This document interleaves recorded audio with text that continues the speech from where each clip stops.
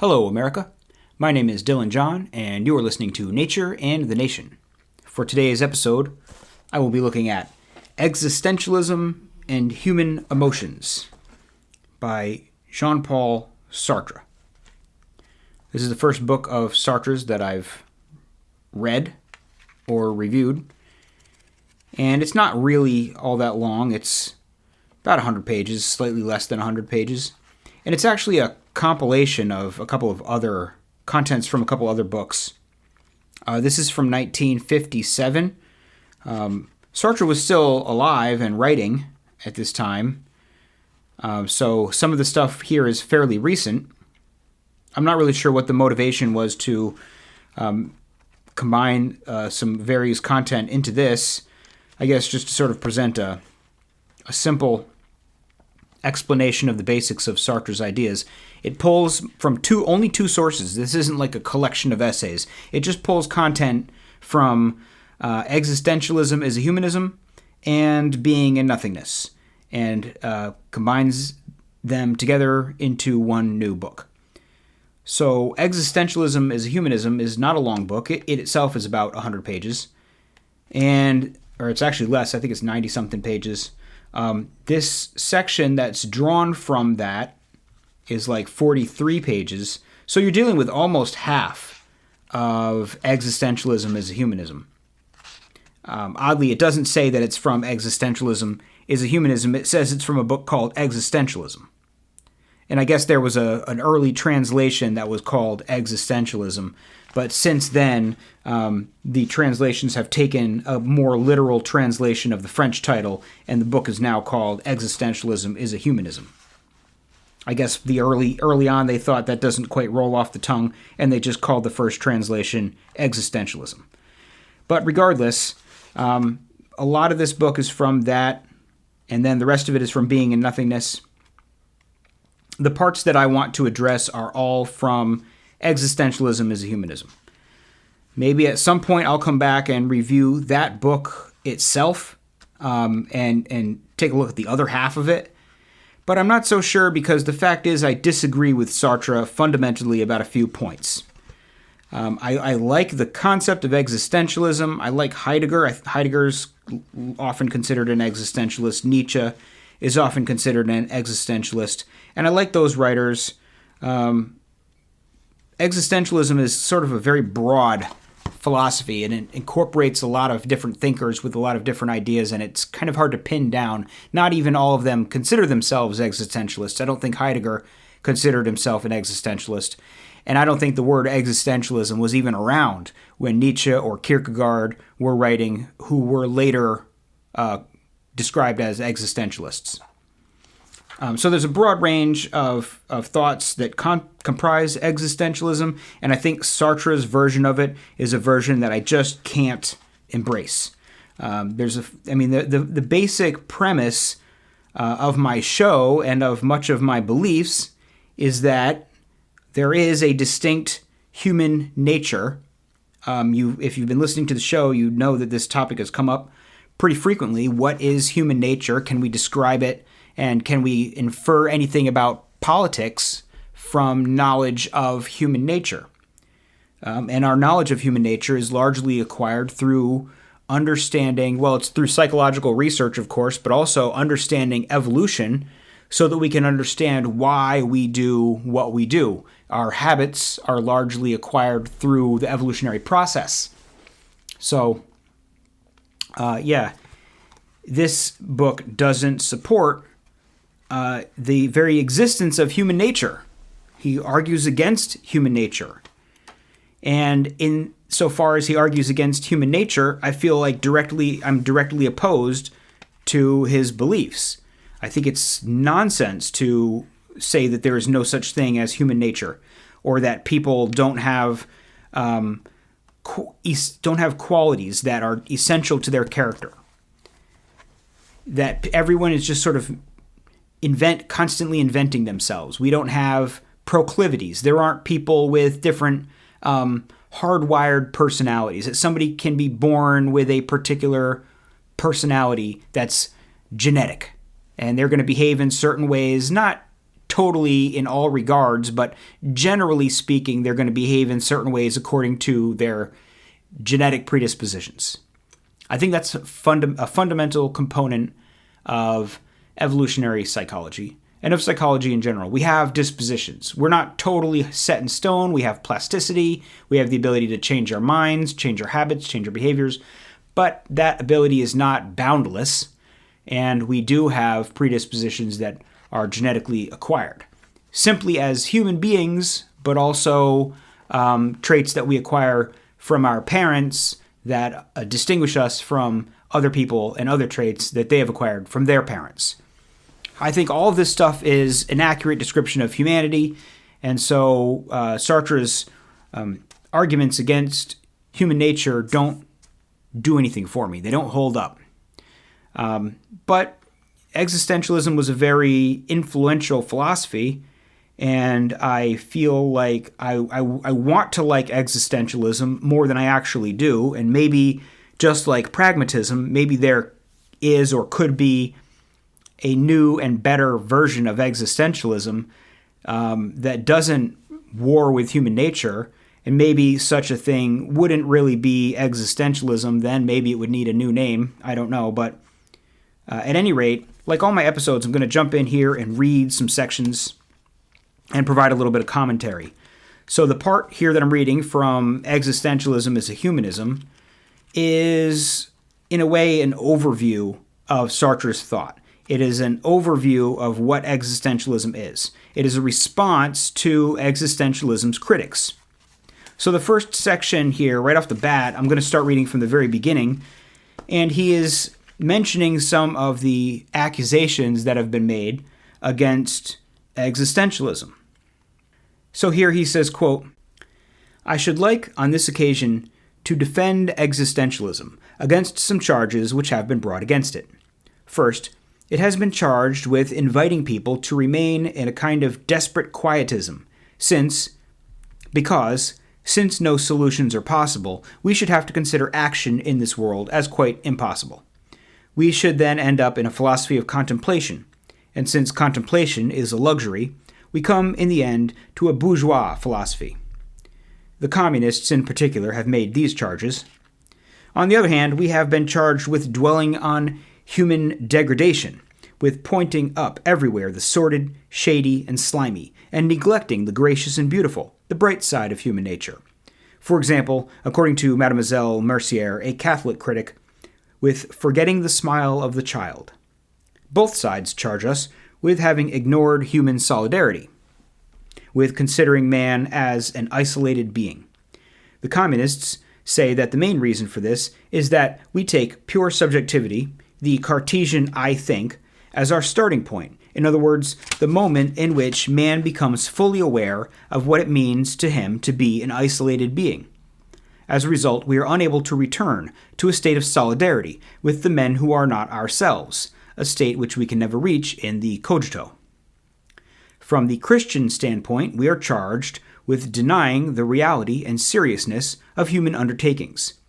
Since if we reject God's commandments and the eternal verities, there no longer remains anything but pure caprice, with everyone permitted to do as he pleases, and incapable, from his own point of view, of condemning the points of view and acts of others. I shall try today to answer these different charges. Many people are going to be surprised at what is said here about humanism. We shall try to see in what sense it is to be understood. In any case, what can be said from the very beginning is that by existentialism we mean a doctrine which makes human life possible, and in addition declares that every truth and every action implies a human setting and a human subjectivity. As is generally known, the basic charge against us is that we put the emphasis on the dark side of human life. Someone recently told me of a lady who, when she let slip a vulgar word in a moment of irritation, excused herself by saying, "I guess I'm becoming an existentialist." End quote. So, the basic charges here against existentialism come from multiple quarters. The communists critique it, the Christians critique it, and those are the main parties. although I'm sure that the critiques of existentialism don't only come from communists and Christians, but those are who he mentions. And the criticisms are, first of all, that since existentialism doesn't propose any sort of solution, that it becomes a philosophy of contemplation. Since it doesn't propose that there's a way to fix things, the existentialists just think about things and talk about things, but don't feel any need to do anything because there is no solution.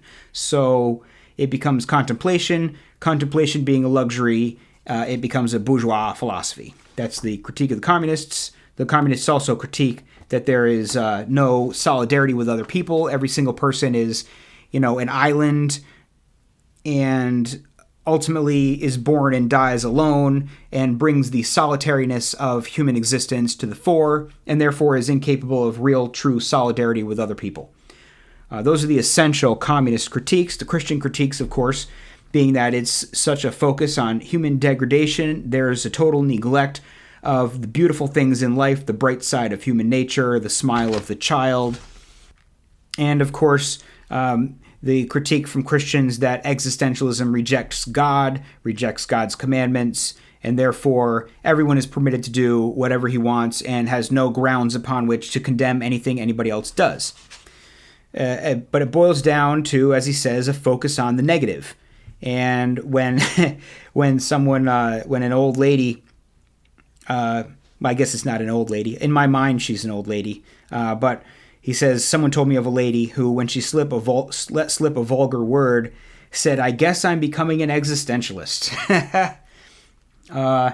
So those are the basic critiques, that it's just an endless focus on all of the dark things in life and all of the degradation and all of the loneliness. And it doesn't celebrate good things. It's cheerless. It's cheerless.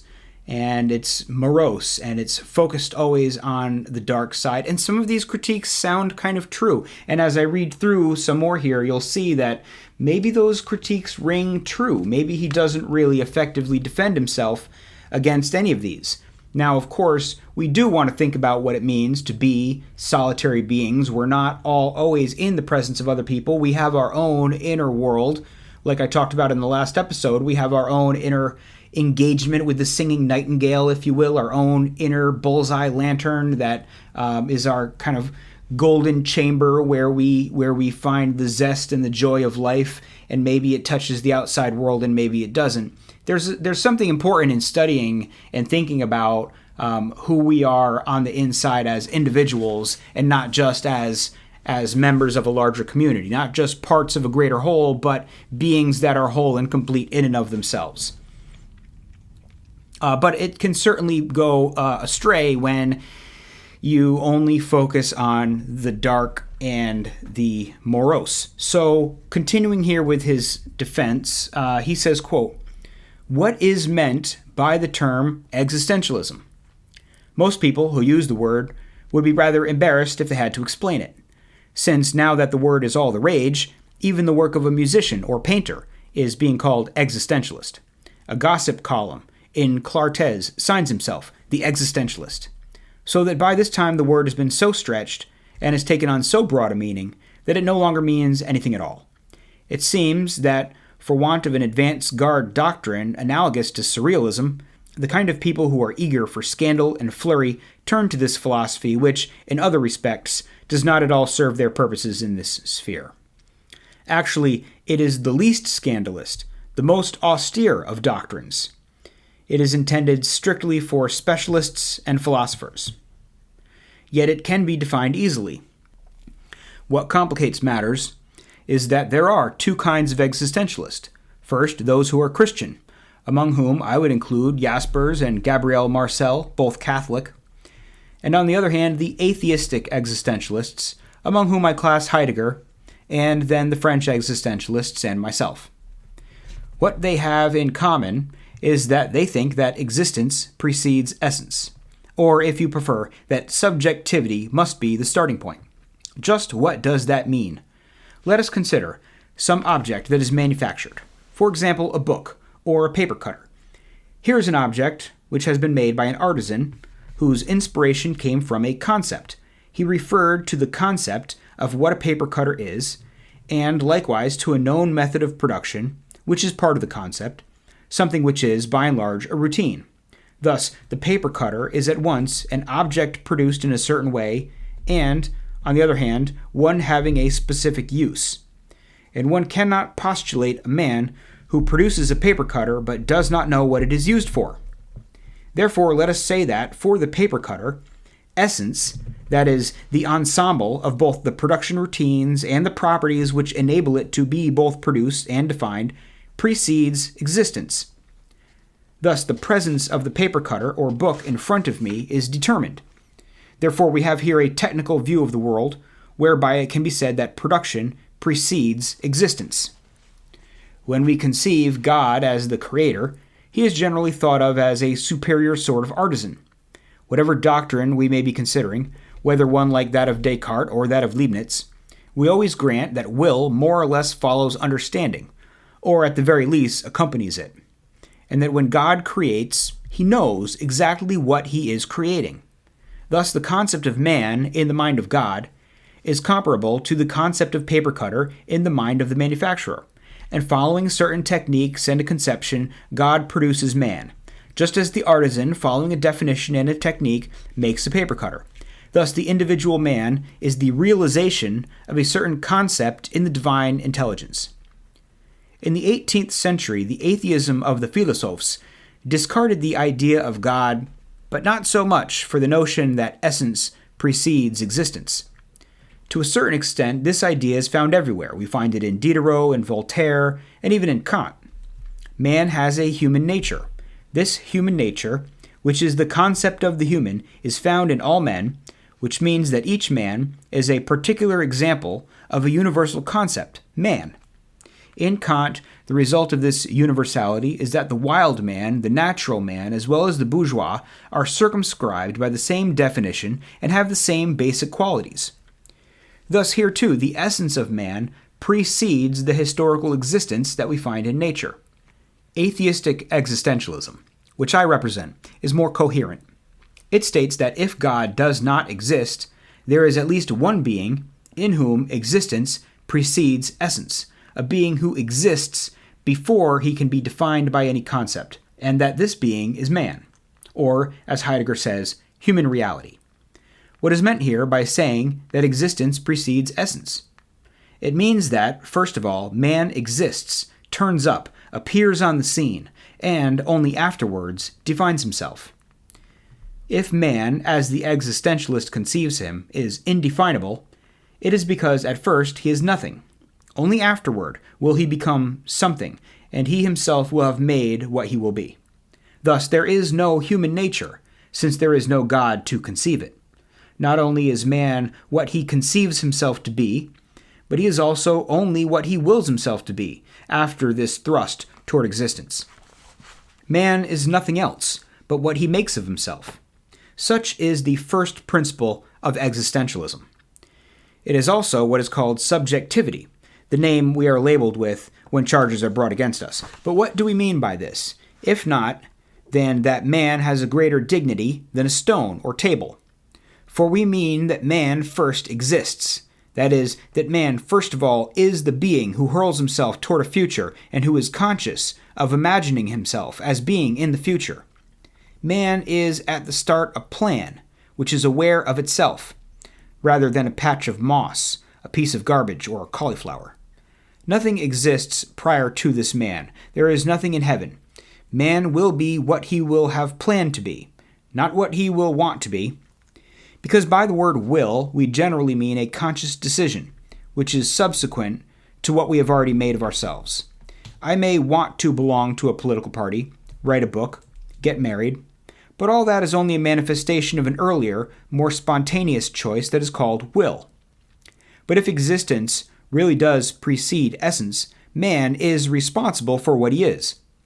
Thus, existentialism's first move is to make every man aware of what he is and to make the full responsibility of his existence rest on him. And when we say that a man is responsible for himself, we do not only mean that he is responsible for his own individuality, but that he is responsible for all men. End quote. Okay, so slightly longer section there, but this is the basic defense and the basic explanation of what existentialism is. And interestingly, he says, everybody out there is throwing around the word existentialist. Of course, this is the 1950s, and it's true. In the 50s, everyone was throwing around the word existentialist, especially in France. Everyone wanted to be an existentialist. It was the rage. But what's interesting is he says, actually, existentialism is intended strictly for specialists and philosophers. So all these artists and writers, and Sartre was a novelist. He probably would say that his novels weren't really existentialist novels, perhaps. They reflected his existentialist beliefs, but the existentialism was contained in his philosophy and only derivative in his novels. And that absent the philosophy, the novels couldn't really be on their own existentialist. At least that's what it seems like when he says it's intended strictly for specialists and philosophers. He says it's complicated because there's two kinds of existentialists: Christian existentialists and atheistic existentialists. But what they have in common is that they believe that existence precedes essence. But then interestingly, he sort of says, if you believe in God and you believe that God created man, then you believe that God had a concept of man in his mind, in his divine mind, and then created man. Just like a person who makes a paper cutter has an idea of what a paper cutter is, has an idea about how to make it, has an idea of what it is supposed to do before he begins. He has a concept, and then he creates it. So the essence of the paper cutter, the qualities of the paper cutter, the function of the paper cutter preceded the existence of the paper cutter. It was a thing. The concept of paper cutter was a thing before the paper cutter was made. This is essence preceding existence. He says the existentialist believes the reverse, that existence precedes essence. So first a man exists, first a man is created, and then he defines himself, so that every man is responsible completely for himself. And he says, according to the 18th century atheistic philosophers who had discarded the idea of God but had not discarded the idea that essence precedes existence, they believed that man has a human nature, and that the human nature, which is the concept of the human, is found in all men, which means that each man is a particular example of a universal concept, man. If you understand genetics and you have you don't need to have a deep understanding. The basic premise of genetic replication, DNA and whatnot, it's apparent that the essence of man, the qualities of man, like let's look at the physical essence of man. Right? Man is 2 arms, 2 legs, 2 eyes, stands upright, has hair on his head, but only fine hair on the rest of his body, can grow a beard once he reaches the age of maturity, 5 fingers on each hand, 5 toes on each foot. This is the physical essence of man. And these things are determined for a person before they're born, before they're conceived. It is bound up in the DNA of the parents of the man. The essence already exists before he's conceived. So, genetically speaking, that takes the idea that there is no such thing as a human nature and just blows it out of the water, as far as I'm concerned. It's obvious that essence precedes existence for any particular man. Now, for mankind as a species, you might say that the existence of man as a species and the essence of man as a species came about together. There was no pre-concept of man prior to the birth of Homo sapiens, prior to the rise of humans. We weren't embedded in the nature of reality. Now, depending on how deterministic you are, like I'm very deterministic, you might say that in some respects it was actually predetermined and it couldn't have gone any other way. But But in our day-to-day lives, in the kind of the smaller picture, you could probably say that the circumstances constantly changing, the contingent shape of the Earth and the temperature of the Earth and the rotation and the constituent parts of the Earth, those factors may have provided some constraints as to what forms of life would come about. So there's a sense in which it may be to some degree was preconceived, but there have been so many different life forms on the Earth, and who knows a million years from now what the life forms will look like. I don't think anybody could really say with clarity what exactly things will look like in 1, 50, 100 million years from now. We really can't come up with anything that's more than just mere fancy. But on an individual scale, and on the time scale in which we interact with other people, and on the time scale in which we study human behavior, right? Humans exist, and once humans exist, they have a nature.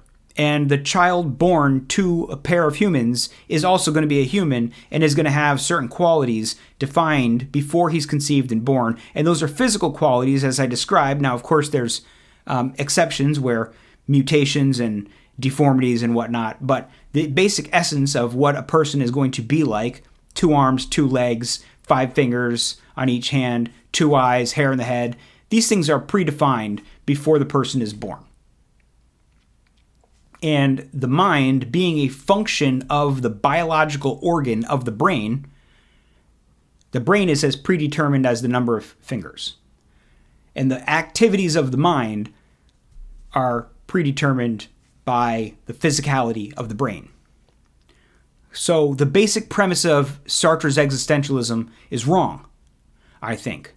And I don't really understand how he can claim that there is any such thing as a Christian existentialist when his basic premise of existentialism is that essence precedes existence, and he also kind of says that if you believe in God, you can't really believe that essence precedes existence because God had an idea of man before he created him. God created man to look a certain way, to be a certain way. It wasn't just random. He wasn't just throwing fleshy stuff at a wall and seeing what came about, that God presumably intended for man to be a certain way when he made him. So I don't really see how he can categorize Christians as being existentialists. But anyway, he does. And there's the essential basics. Man defines himself. Now, when he starts talking about man as a plan and a will, it starts losing itself a little bit. He says, I may want to do these things, but these wants are a manifestation of an earlier choice that's a will, the will to choose to want something, ultimately deciding what he wants, deciding he wants to be of this or that political party, deciding that he wants or doesn't want to write a book or get married. All of the things that man is and does are all the results of choices that he has made. So he brings up a couple of concepts that are bound up with existentialism, and let's see what those are. He brings up 3 concepts, and those are anguish, forlornness, and despair. Now, you can certainly understand why people criticize existentialism as focusing on the dark sides of life when the 3 core concepts that Sartre decides he wants to talk about in his defense of existentialism are anguish, forlornness, and despair. Right? I mean, there is clearly a theme here that none of those are like positive emotions. Notice happiness is not one of the things that he lists. And he spends a little time talking about each of these, and I think he gives each of them a peculiar definition that doesn't really mesh all that well with what we commonly understand these words to mean. So in a way, he's providing his own definitions to these words, which is odd in and of itself, and I don't really know why he does that. I think there may be better words he could be using to describe these things. So here he says, quote, "What is meant by anguish? The existentialists say at once that man is anguish.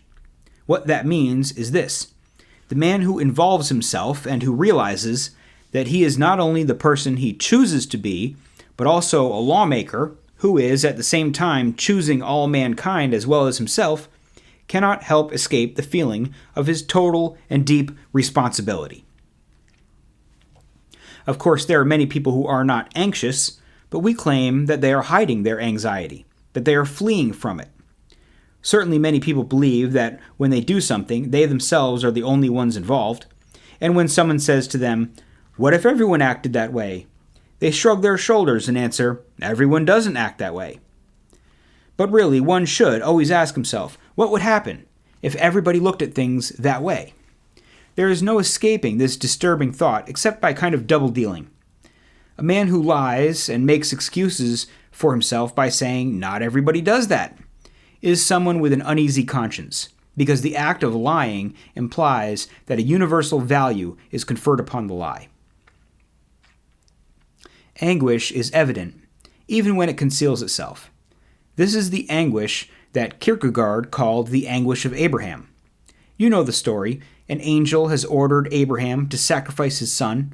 If it really were an angel who had come and said, "You are Abraham, you shall sacrifice your son," everything would be all right. But everyone might first wonder, is it really an angel? And am I really Abraham? What proof do I have? There was a madwoman who had hallucinations. Someone used to speak to her on the telephone and give her orders. Her doctor asked her, "Who is it who talks to you?" She answered, "He says it's God." What proof did she really have that it was God? If an angel comes to me, what proof is there that it's an angel? And if I hear voices, what proof is there that they come from heaven and not from hell, or from the subconscious, or a pathological condition? What proves that they are addressed to me? What proof is there that I have been appointed to impose my choice and my conception of man on humanity? I'll never find any proof or sign to convince me of that. If a voice addresses me, it is always for me to decide that this is the angel's voice. If I consider that such an act is a good one, it is I who will choose to say that it is good rather than bad.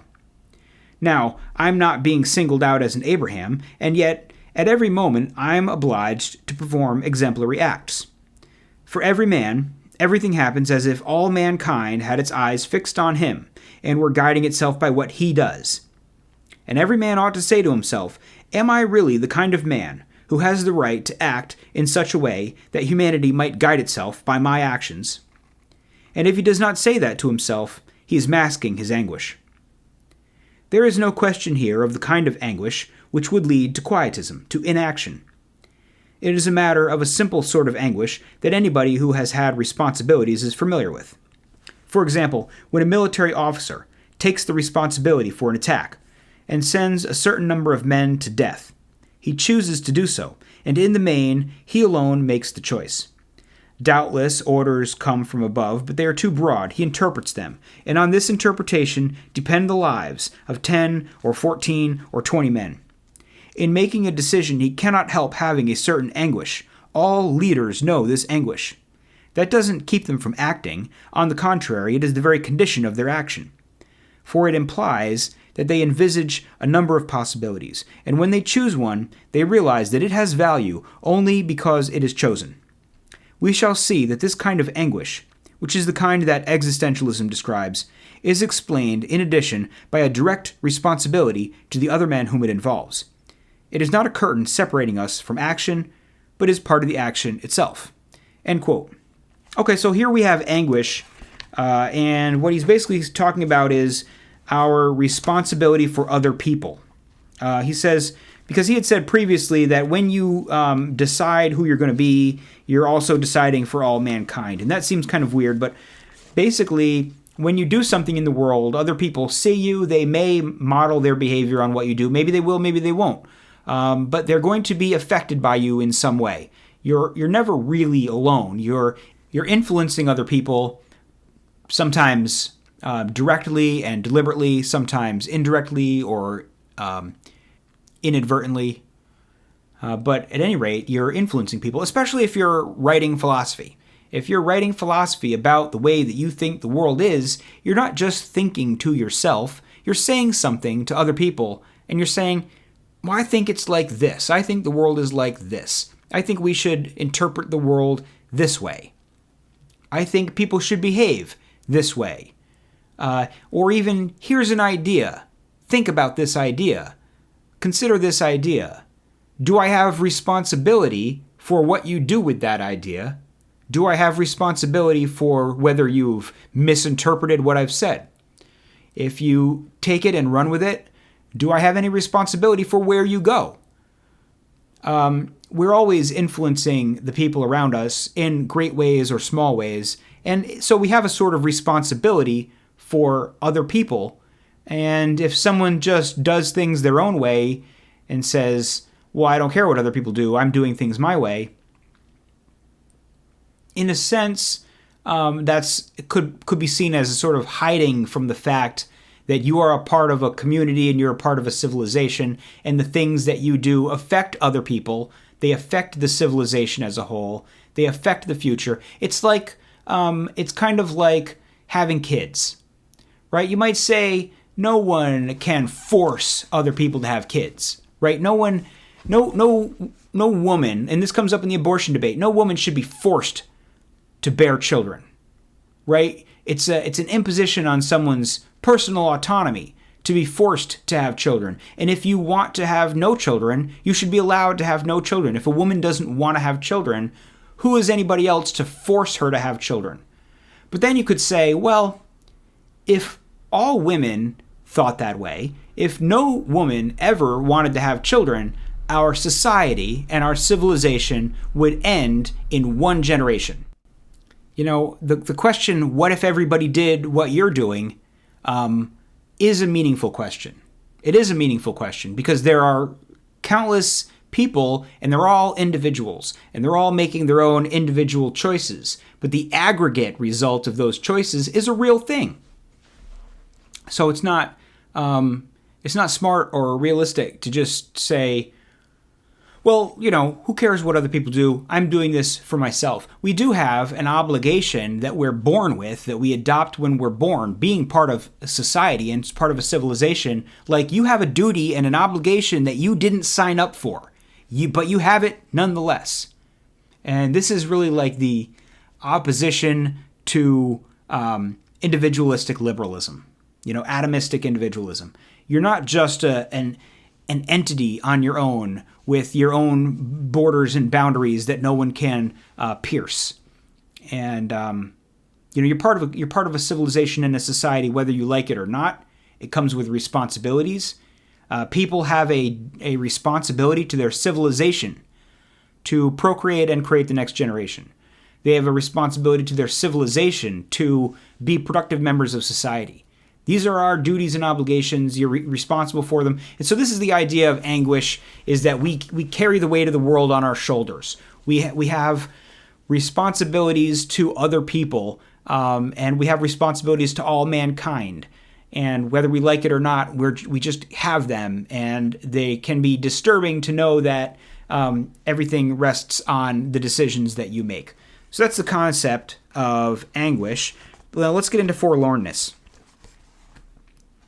He says, quote, "When we speak of forlornness, a term Heidegger was fond of, we mean only that God does not exist, and that we have to face all the consequences of this. The existentialist is strongly opposed to a certain kind of secular ethics which would like to abolish God with the least possible expense. About 1880, some French teachers tried to set up a secular ethics which went something like this. God is a useless and costly hypothesis. We are discarding it. But, meanwhile, in order for there to be an ethics, a society, a civilization, it is essential that certain values be taken seriously, and that they be considered as having an a priori existence. It must be obligatory, a priori, to be honest, not to lie, not to beat your wife, to have children, etc., etc. So we're going to try a little device which will make it possible to show that values exist all the same, inscribed in a heaven of ideas, though otherwise God does not exist. In other words, and this, I believe, is the tendency of everything called reformism in France, nothing will be changed if God does not exist. We shall find ourselves with the same norms of honesty, progress, and humanism, and we shall have made of God an outdated hypothesis which will peacefully die off by itself. The existentialist, on the contrary, thinks it very distressing that God does not exist, because all possibility of finding values in a heaven of ideas disappears along with him. There can no longer be an a priori good, since there is no infinite and perfect consciousness to think of it. Nowhere is it written that the good exists, that we must be honest, that we must not lie, because the fact is we are on a plane where there are only men. Dostoevsky said, "If God didn't exist, everything would be possible." That is the very starting point of existentialism. Indeed, everything is permissible if God does not exist. And as a result, man is forlorn, because neither within him nor without does he find anything to cling to. He can't start making excuses for himself. If existence really does precede essence, there is no explaining things away by reference to a fixed and given human nature. In other words, there is no determinism. Man is free. Man is freedom. On the other hand, if God does not exist, we find no values or commands to turn to which legitimize our conduct. So, in the bright realm of values, we have no excuse behind us, nor justification before us. We are alone, with no excuses. That is the idea I shall try to convey when I say that man is condemned to be free. Condemned because he did not create himself, yet in other respects is free because, once thrown into the world, he is responsible for everything he does. The existentialist does not believe in the power of passion. He will never agree that a sweeping passion is a ravaging torrent which fatally leads a man to certain acts, and is therefore an excuse. He thinks that man is responsible for his passion. The existentialist does not think that man is going to help himself by finding in the world some omen by which to orient himself, because he thinks that man will interpret the omen to suit himself. Therefore he thinks that man, with no support and no aid, is condemned every moment to invent man. Ponge, in a very fine article, has said, "Man is the future of man." That's exactly it. But if it is taken to mean that this future is recorded in heaven, that God sees it, then it is false, because it would really no longer be a future. If it is taken to mean that, whatever a man may be, there is a future to be forged, a virgin future before him, then this remark is sound, but then we are forlorn. End quote. So this is an odd definition of forlornness, but basically the idea, of course, is that God does not exist, right? So this is definitely from the perspective of the atheistic existentialist. He says, what we mean is that God does not exist and we have to face all the consequences of this. He says, once upon a time, in around 1880, there were French atheists who wanted to basically set up a sort of secular ethics, who said, well, in order for there to be an ethics and a society and a civilization, that there have to be certain values. There have to be certain things that we value. And despite the fact that these values don't come from God, we can't discard them if we want to continue having a functional society. So we are going to basically say that there is something like a heaven, but it's really just a set of ideas.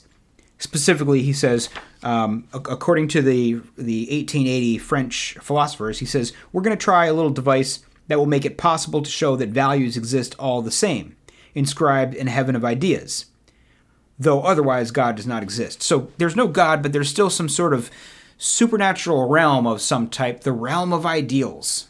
It's almost Platonic, right? That there are ethical values that exist, that are transcendent and exist, even though there's no actual God. There's still these transcendent values. The existentialist says, hold on, there's no God, there's no transcendent values, and Dostoevsky was right that in the metaphysical sense, in the spiritual or supernatural sense, without God, everything is permitted because there's no one to say that is permitted and that is not permitted. Everything is permitted. And knowing that everything is permitted leaves people forlorn. They have no human nature driving them toward certain behaviors. They have no God commanding them to do certain things. They can do whatever they want, and they have to own up to the responsibility of it. This, though, I think he doesn't entirely take it all the way, because he still adheres to certain values. As we'll see as we look in some other areas here, he still kind of comes up with the conclusion that some things are good and some things are bad. Now, it may be that he tells himself that he himself has decided that these things are good and these things are bad. But he also presents it as if other people should perhaps also consider that those things are good and other things are bad. He says it as if it's in a matter-of-fact way, like to do this is cowardly, or to do this is brave, and bravery is preferable to cowardice. But why? Now, it's, in my perspective, it's the components of human nature, evolutionarily acquired, that drive us towards certain behaviors that allow for us to exist and procreate and exist as a species, right? Like a pack of wolves hunts together. It's their nature to hunt together. They do that in order to live. And so a wolf might say it is good to form a pack and hunt together. We are effective that way, and we can live that way. And if we don't do this, we suffer. So to do the sort of thing that allows you to prosper and to not do the sort of thing that causes you to suffer is on its own a sort of basic set of values. Like living is good, dying is bad. All the things that allow you to live are good, and all the things that don't allow you to live are bad from a basic biological perspective, right? And that gets refined, certainly, gets refined and refined and refined, right? So that procreation is good. Like animals like to procreate, and they don't have a religious reason for doing it. They just do it because it feels good, right? They enjoy it. They're driven toward it above and beyond the fact that it feels good. They're instinctually driven to do it, and so are humans. Now, one can say procreation is good. One can say having children is good. One can also say that having children is neither good nor bad because there's no God telling you one way or the other, and it doesn't matter if you have children or not because there's no such thing as what you should or shouldn't do other than what you decide for yourself. But that doesn't mesh with our biological instincts, given the fact that we are animals and in possession of roughly the same set of instincts as every other animal. So my point is, like, human nature tells us what is good and bad, and we manipulate that and we modify it, and that's part of human nature to sort of carve out our own version of this. But essentially, we have drives that guide our behavior, and we're not just thrown into the world with nothing to tell us what to do, right? The abolition of human nature is every bit as catastrophic as the abolition of God, because human nature can and does stand in for God when providing us with a set of values. And when you throw both of those things, human nature and God, away, then you really don't have anything left.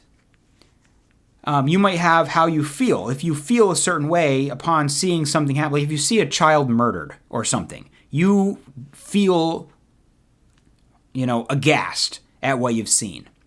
Do you choose to feel aghast? Or does something inside of you force you to feel aghast? Is it only your belief in God that causes you to feel aghast? And if you didn't believe in God, you wouldn't feel that way upon seeing this child murdered? Or is it part of your nature to feel that way? And if someone doesn't feel that way, might we say that they are mentally deformed? That they're just as flawed as someone born without any arms and legs. They're deficient. I think it's entirely possible for human nature to provide us with our kind of moral guidelines.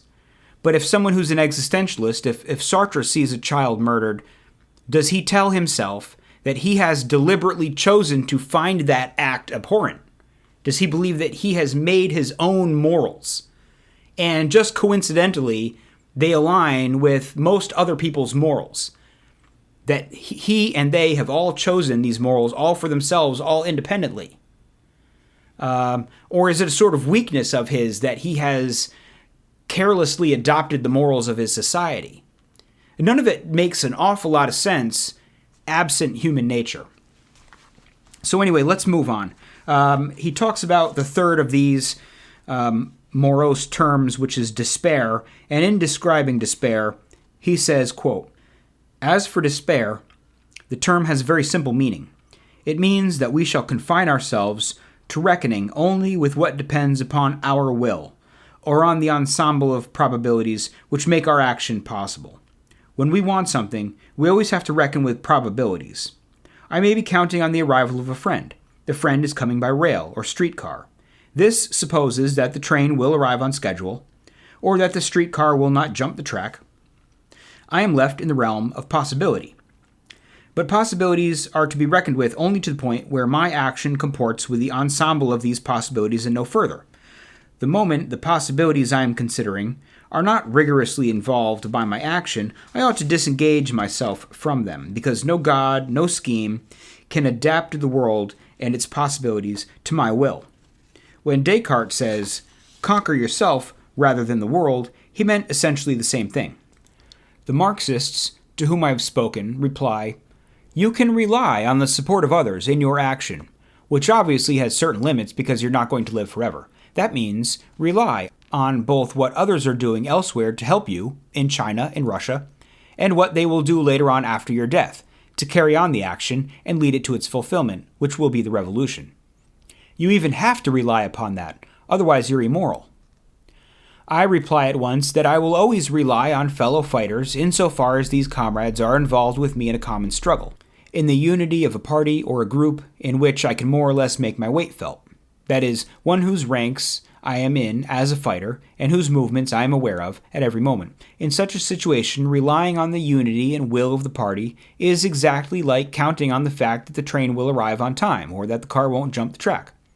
But given that man is free, and that there is no human nature for me to depend on, I cannot count on men whom I do not know by relying on human goodness, or man's concern for the good of society. I don't know what will become of the Russian Revolution. I may make an example of it, to the extent that, at the present time, it is apparent that the proletariat plays a part in Russia that it plays in no other nation. But I can't swear that this will inevitably lead to a triumph of the proletariat. I've got to limit myself to what I see. Given that men are free, and that tomorrow they will freely decide what man will be, I cannot be sure that after my death fellow fighters will carry on my work to bring it to its maximum perfection. Tomorrow, after my death, some men may decide to set up fascism, and the others may be cowardly and muddled enough to let them do it. Fascism will then be the human reality. So much the worse for us. Actually, things will be as man will have decided they are to be. Does that mean that I should abandon myself to quietism? No. First, I should involve myself. Then, act on the old saw, nothing ventured, nothing gained. Nor does it mean that I shouldn't belong to a party, but rather that I shall have no illusions and shall do what I can. For example, suppose I ask myself, will socialization as such ever come about? I know nothing about it. All I know is that I'm going to do everything in my power to bring it about. Beyond that, I can't count on anything. Quietism is the attitude of people who say, let others do what I can't do. The doctrine I am presenting is the very opposite of quietism, since it declares there is no reality except in action. Moreover, it goes further, since it adds, man is nothing else than his plan. He exists only to the extent that he fulfills himself. He is therefore nothing else than the ensemble of his acts, nothing else than his life. According to this, we can understand why our doctrine horrifies certain people, because often the only way they can bear their wretchedness is to think, circumstances have been against me. What I've been and done doesn't show my true worth. To be sure, I've had no great love, no great friendship, but that's because I haven't met a man or woman who was worthy. The books I've written haven't been very good, because I haven't had the proper leisure. I haven't had children to devote myself to, because I didn't find a man with whom I could spend my life. so there remains within me, unused and quite viable, a host of propensities, inclinations, possibilities that one wouldn't guess from the mere series of things I've done. Now, for the existentialist, there is really no love other than one which manifests itself in a person's being in love. There is no genius other than one which is expressed in works of art. The genius of Proust is the sum of Proust's works. The genius of Racine is his series of tragedies. Outside of that, there is nothing. Why say that Racine could have written another tragedy when he didn't write it? A man is involved in life, leaves his impress on it, and outside of that, there is nothing. To be sure, this may seem a harsh thought to someone whose life hasn't been a success. But, on the other hand, it prompts people to understand that reality alone is what counts, that dreams, expectations, and hopes warrant no more than to define a man as a disappointed dream, as miscarried hopes, as vain expectations. In other words, to define him negatively and not positively. However, when we say, "You are nothing else than your life," that does not imply that the artist will be judged solely on the basis of his works of art. 1,000 other things will contribute towards summing him up. What we mean is that a man is nothing else than a series of undertakings, that he is the sum, the organization, the ensemble of the relationships which make up these undertakings. End quote. Okay, so again, another slightly longer section detailing despair.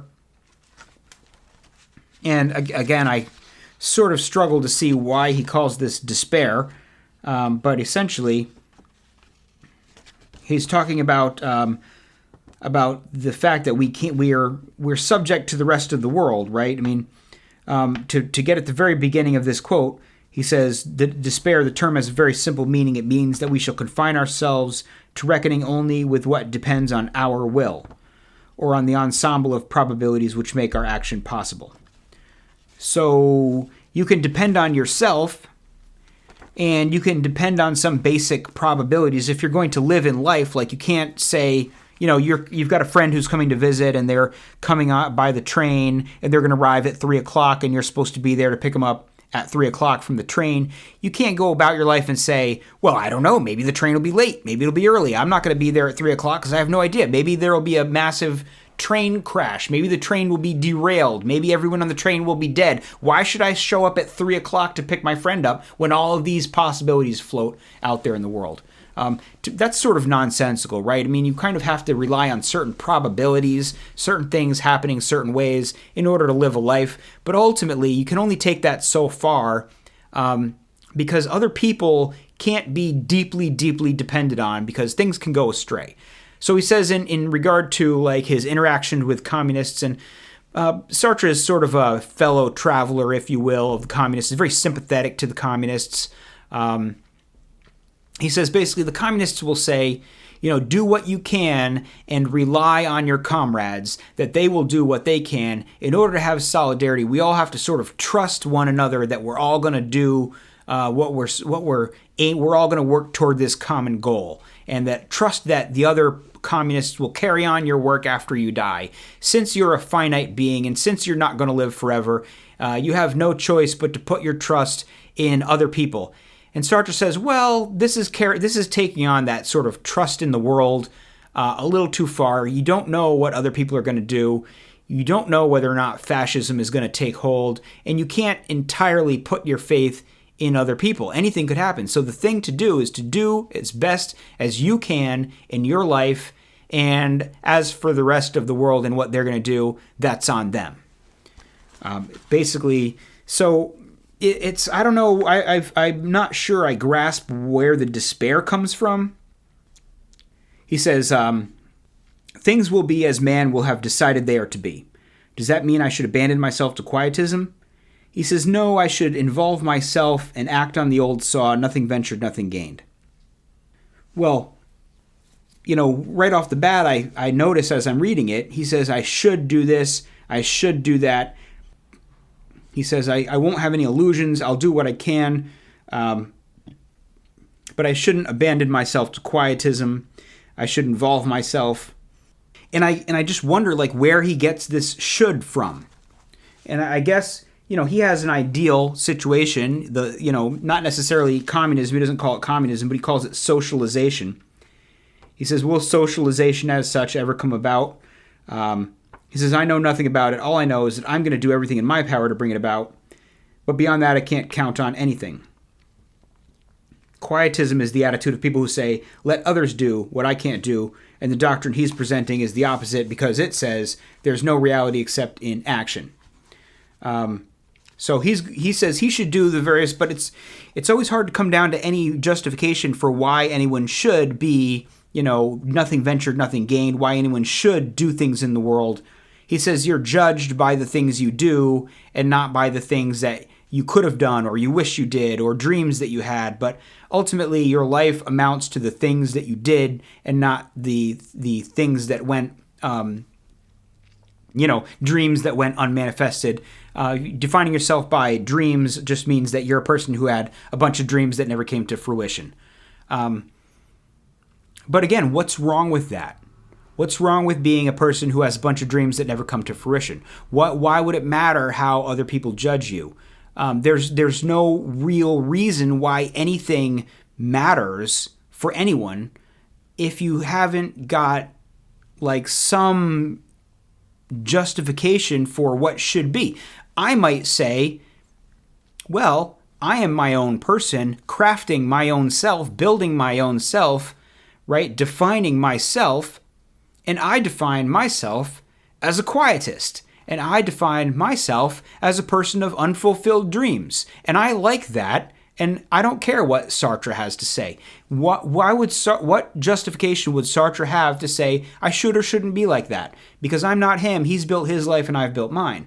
There's no concept that any person can judge any other person, or at least, they can just say, well, I hereby declare that I am a person who judges other people. And that's fine, but that's all Sartre's doing, is he's judging other people by his own standards that he has no real justification for imposing on other people other than his will to do so. And none of this is to say that that God is necessary to bring all this together to make it all make sense, but it is to say that some aspects of human nature are necessary to bring it all together. We have a human nature that says we do best, just like wolves hunting in packs, we do best when we are a society. And for us to be a functioning society, we need to do things a certain way. And these ways that we need to do things to have a functioning society depends on us saying, yes, we want a functioning society because we want to thrive and we don't want to starve alone in the desert. We want to be fruitful. We want to be powerful. We want these things. It keeps coming back to the basic principles of human nature. And even Sartre himself cannot always escape human nature. Bit by bit, he comes back and says, well, mankind is beset by these three phenomena that are only truly understood with existentialism. Right? Man is in a state of despair. Man is in a state of forlornness. Man is in a state of anguish. Well, isn't that in a way like human nature? Isn't Sartre in a way proposing a sort of alternative human nature? We are like this. We are in the world in this way. At least in some form, I think there's bits of proclamations about the way people are. Like he says he can't trust other people. Well, how do you know you can't trust other people to do this or that or the other? How do you know that you can't rely on your communist comrades in Russia and China to fulfill the revolution? How do you know that? Is it because people are unreliable? What does that mean? Unreliable. People are unreliable.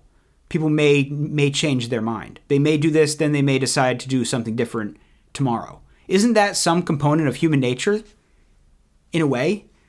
So I feel like human nature is something that you can't really escape from.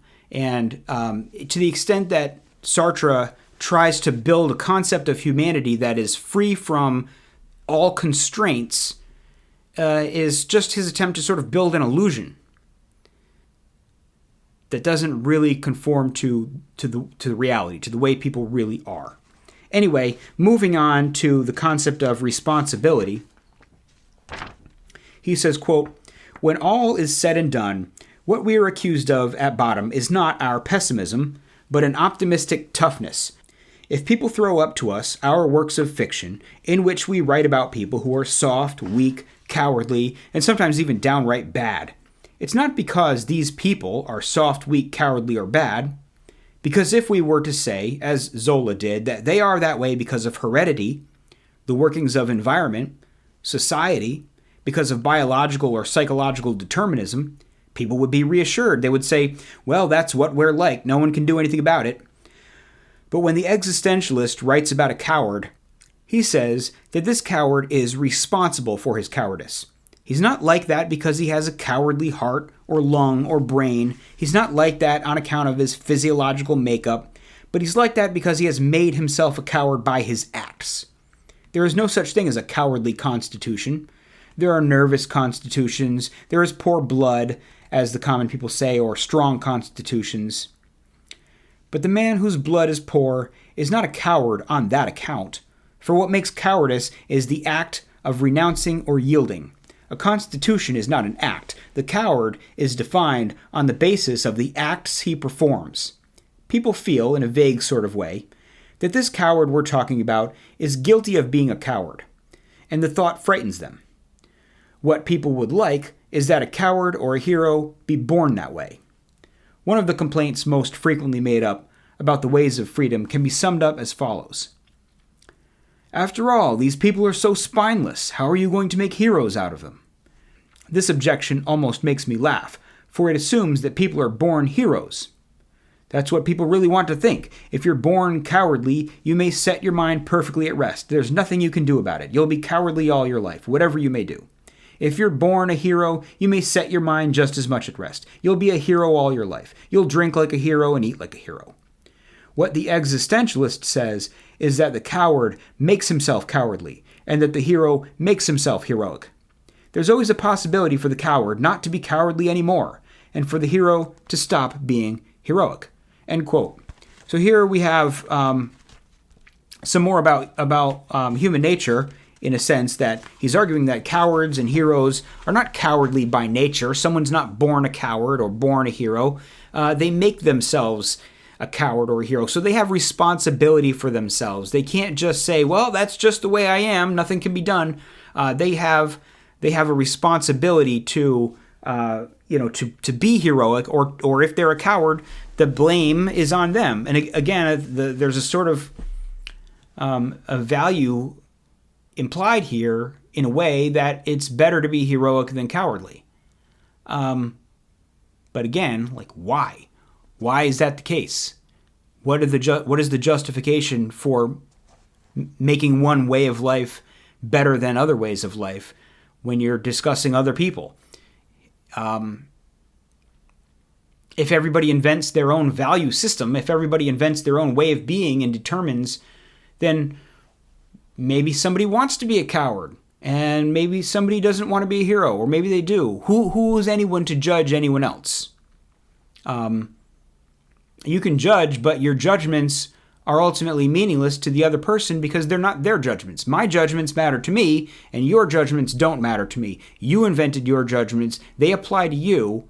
You can try to apply them to me, but because I'm responsible for myself, I'm under no obligation to adopt your judgments. I build my judgments for myself. So to accuse someone else of cowardice is a sort of meaningless act. It's wasted wind. It's wasted breath.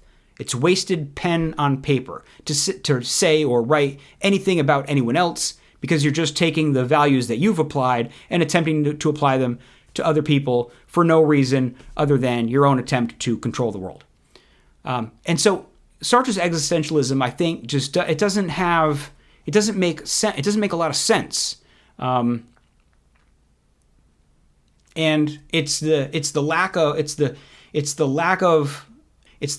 acknowledgement of the existence of human nature that is the fundamental flaw of existentialism. So with all that said, I'm going to wrap this episode up. Thanks a lot for listening. I'll talk to you again next time.